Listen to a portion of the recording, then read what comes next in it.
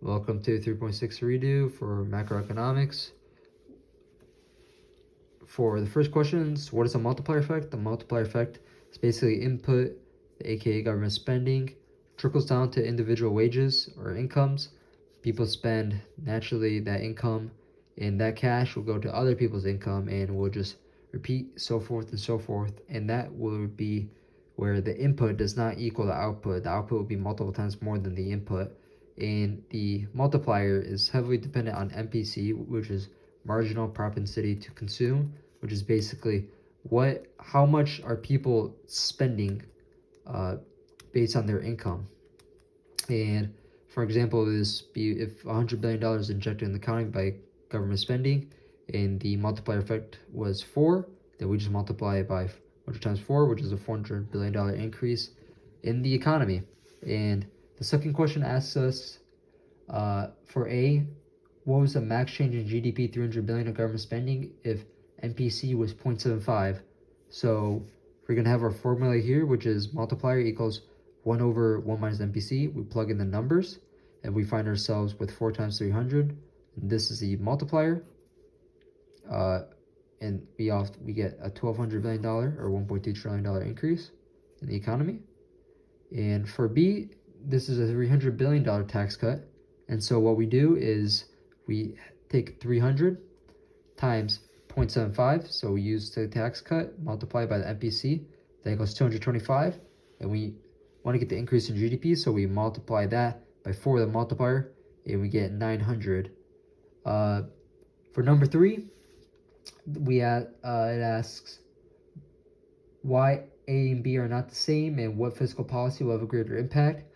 So for A, what we saw was the government directly entering the economy by injecting cash into the markets. And for B, it was tax cut, where the people get more money because they get to save it through tax cuts. They have to pay less. And if we want to conclude which one's better, then we can just refer back to here, and we can just say government spending has a greater impact.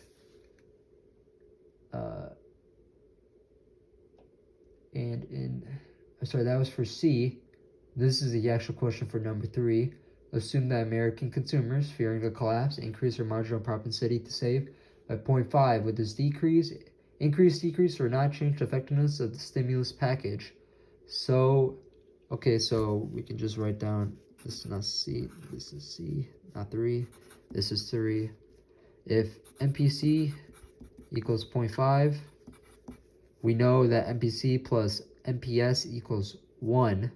So what we can say here is 1 over 1 minus 0.5, and that equals 2. And so basically, the effectiveness of the stimulus would decrease, because with a lower MPC, there's less money to just re-spend because people are saving more. So every dollar used just causes a smaller, a smaller ripple effect. For number 4, the last question, suppose new consumer spending led to an impact in the economy was 500 million total after an initial increase of 50 million. What is the MPC and MPS for consumers in this economy? Okay, so we have a 50 million initial, and the total impact would be 500 million. So we got the numbers right here. And it's asking us to find what the MPC and MPS is. So we know that the multiplier, and we take the total, so that would be like 500, and we do it by the initial spending. And we know it's 10 just by basic math. We know the output, we know the input, and so we know the multiplier is 10. And so we plug this back in, and we say 10 equals 1 minus 1 MPC. That's just, if I do the 1 minus MPC, that's 1 over 10. And that equals 0.1, which means MPC is 0.9, while MPS would be 0.1, I think.